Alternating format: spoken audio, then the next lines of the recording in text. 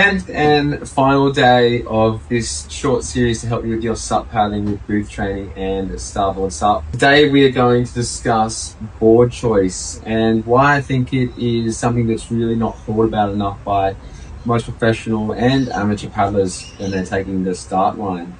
So for me, I choose mostly these days an all-round board. So Starboard All-Star, my favourite board. I've been using it for many years. Since like the board designs changed in that early sort of 2001 stage. What I find now is because I do a lot more pack racing, everything is shorter, probably not as fast as I once was compared to the field, so I don't spend as much time out in front. So having a board with a bit more of a rounded nose allows me to have a lot more stability and feel a lot more comfortable when I'm sitting in draft or in packs where there's a lot of turbulence in the water.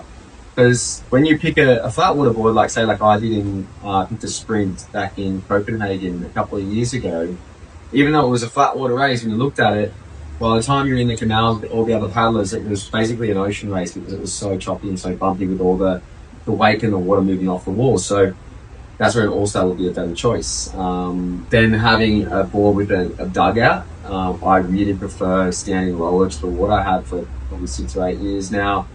Being lower to the water, being on that water line allows you to have more stability, which allows you to go narrower, which generally means you'll be able to go faster as long as you're stable enough. Stability is a big factor, so don't necessarily just go narrower because you see some of the pros do it.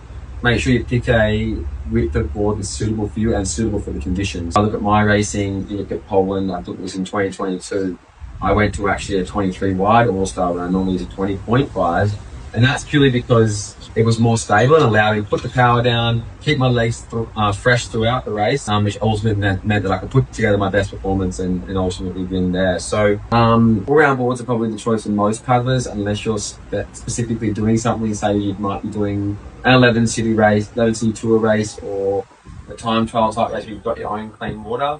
There's something with a pulled-in nose and narrower might generally work better for you. But overall, all-round board, it's really easy to turn something like an all-star. Got a thinner tail, it steps up from the dugout standing area and just allows you to be able to do most things well in all conditions. But yeah, make sure you really think about your board choice before you're coming into competition. Think about what boards am I going to be most confident on. What board can I probably do 90% or the race at 90% convincingly the whole time? That's when you're going to get your best performance. You don't want to be able to do the first 10K really well, legs get tired, body falls apart.